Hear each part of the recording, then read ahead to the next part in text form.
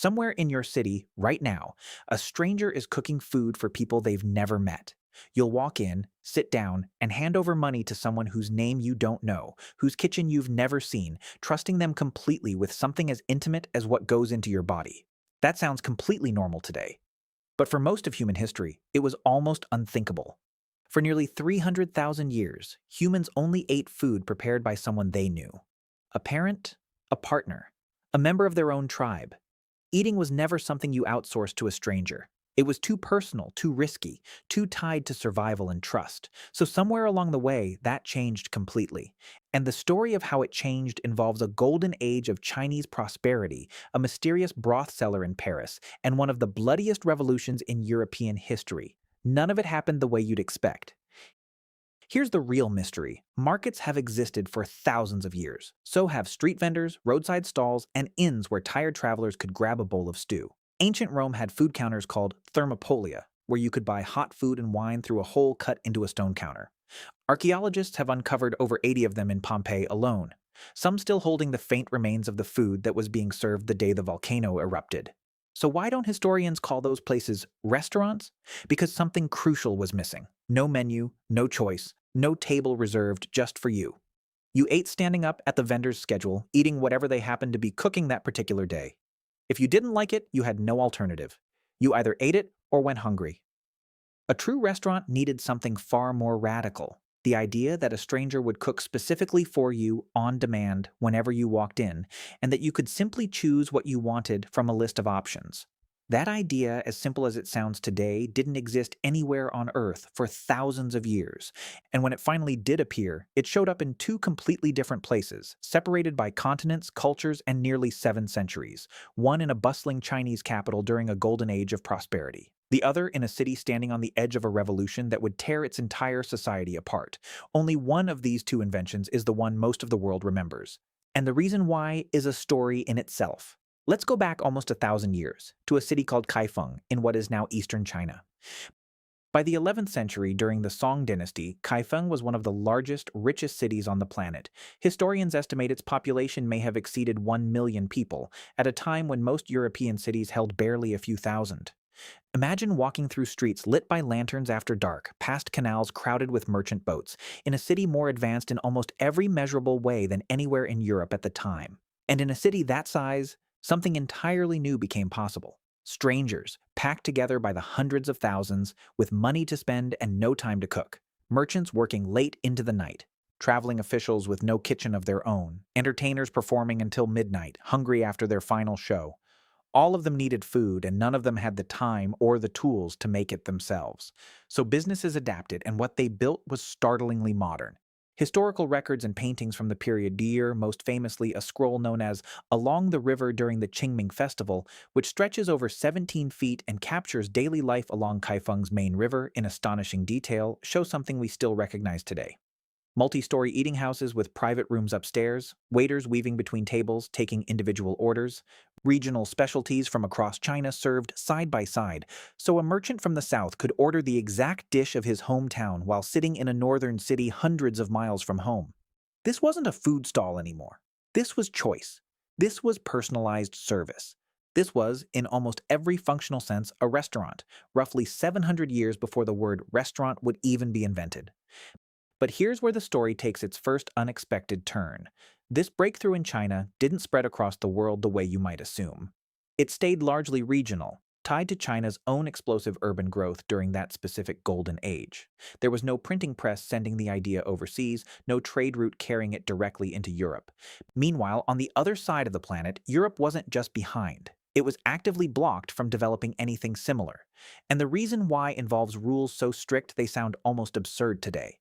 In much of medieval and early modern Europe, cooking outside the home was tightly, legally controlled. Powerful trade associations called guilds decided exactly who was allowed to sell what. In Paris, for example, one guild held the legal right to sell roasted meats. A separate guild controlled soups and broths. You couldn't simply decide to open a shop and sell whatever food you wanted to whoever walked through the door. The entire food economy was locked into narrow, rigid categories, and breaking those rules could mean serious legal trouble. Picture it, an entire city of hungry people and a legal system actively preventing anyone from serving them a proper, varied meal. That system held for centuries, until in the 1760s, one man in Paris allegedly broke it, and by doing so, may have accidentally invented a word that would eventually be spoken in nearly every language on Earth. His name was Boulanger, and according to the most widely repeated historical account, he sold something surprisingly simple, a strengthening broth made from meat, which he advertised as being able to restore a tired, exhausted body. In French, that word restaurant literally meant restorative, a food that heals you, a food that brings you back to life. Boulanger allegedly sold his restorative broths directly to the public from his own establishment, letting customers decide when to eat and what to order, rather than being served whatever the house happened to be preparing that day. Some versions of the story even claim he was taken to court by the powerful guilds for stepping outside his legal category of food, and won. Now here's where honesty matters, because not everything about this story is settled. Historians genuinely disagree on some of the finer details of Boulanger's shop. Some elements were likely exaggerated or embellished in the retelling over the following century, and there's real academic debate about exactly how radical his establishment truly was compared to what came just after it. But what is well documented is this. The word restaurant entered common Parisian use during this exact era, tied specifically to the idea of a restorative food sold openly to the public. And in the years that followed, other entrepreneurs began opening similar public eating houses using individual tables instead of shared benches and offering something almost nobody in Europe had ever seen before, a menu with prices where the customer chose their own meal. The idea began to catch on, slowly, quietly, almost unnoticed. And then history handed it an explosive, violent push forward in the form of one of the most consequential events in modern European history. In 1789, the French Revolution erupted. Within just a few years, the aristocracy that had ruled France for centuries was stripped of its power, its land, and often its life. Many nobles fled the country entirely. Others lost their heads to the guillotine in front of cheering crowds. Here's the detail almost nobody expects, and it's the true hinge point of this entire story. Wealthy French nobility didn't cook their own food. They employed private chefs, highly trained professionals who spent their entire careers preparing elaborate, multi-course meals for a single household, developing techniques ordinary people would never be allowed to taste.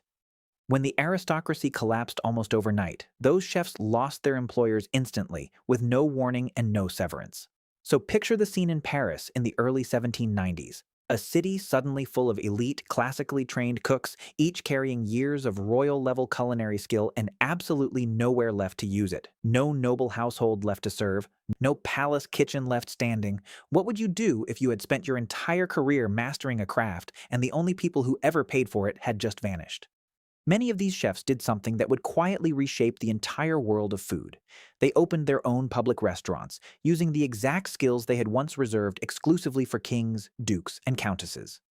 For the very first time in history, ordinary people, merchants, lawyers, writers, tourists passing through the city could walk in off the street and eat food that had once been locked entirely behind palace walls. This was the true turning point. Not a single flash of genius from one visionary, but a political earthquake accidentally releasing elite culinary knowledge directly into public hands. By the early 1800s, Paris held hundreds of restaurants, and the concept didn't stay contained for long.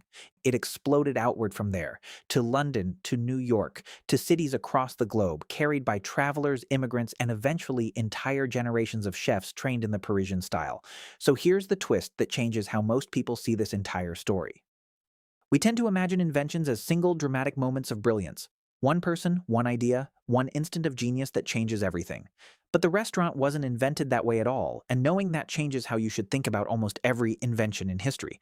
It was invented twice, independently, by two civilizations solving the exact same underlying problem. Dense cities full of strangers who needed to eat but had no time to cook for themselves, separated by roughly 700 years and thousands of miles, with no direct connection between them whatsoever. And in Europe specifically, the restaurant wasn't born from clever business planning, market research, or a brilliant entrepreneur spotting an opportunity. It was born from catastrophe, from a bloody revolution, from the sudden, chaotic release of culinary skills that had been locked away inside palace kitchens for generations, suddenly with nowhere left to go but the open street. The restaurant, in other words, is a survivor. It emerged from crisis, not comfort. And that raises an uncomfortable question worth sitting with. How many of the everyday comforts we take for granted were actually born the same way, out of collapse, rather than careful design? So, how did humans really invent the first restaurant? The honest answer is layered, and it refuses to fit into one tidy sentence. Dense cities created the need, strangers with money, time pressure, and no kitchen of their own. Kaifeng in China met that need first, with multi-story dining halls offering individual choice and personal service as early as the 11th century, centuries ahead of anywhere else on Earth. In Europe, meanwhile, rigid guild restrictions delayed a similar breakthrough for hundreds of years, until a word meaning restorative gave the concept its very name in 18th century Paris. And then, almost by accident, a violent political revolution released the most talented chefs in France directly into the hands of the public, transforming an obscure, small-scale idea into a global institution within a single generation. The restaurant wasn't invented in a laboratory, a boardroom, or one flash of insight. It was built slowly, tested independently by two separate civilizations, delayed by law, and finally accelerated by one of the most violent political upheavals in modern history. The next time you sit down and hand a menu back to a stranger, trusting them completely with your meal, you're quietly taking part in an idea that took humanity roughly 300,000 years to fully accept. But that answer is only part of an even bigger mystery, one that opens right up the moment this one closes. Because once restaurants existed, a new and far darker question emerged. How did strangers convince the public that their food was actually safe to eat? For most of history, poisoning, spoiled meat, and contamination weren't paranoid fears. They were real, constant, everyday dangers. So how did total strangers earn enough trust that people would hand over their money, sit down, and eat whatever came out of a kitchen they couldn't see? That story of inspections, reputations, secret recipes, and the slow, hard-won birth of food safety as we know it, is its own remarkable journey, filled with scandals that shaped laws still used today. If you enjoy uncovering the hidden history behind the everyday things we take for granted, consider subscribing. There are many more stories like this one still waiting to be found.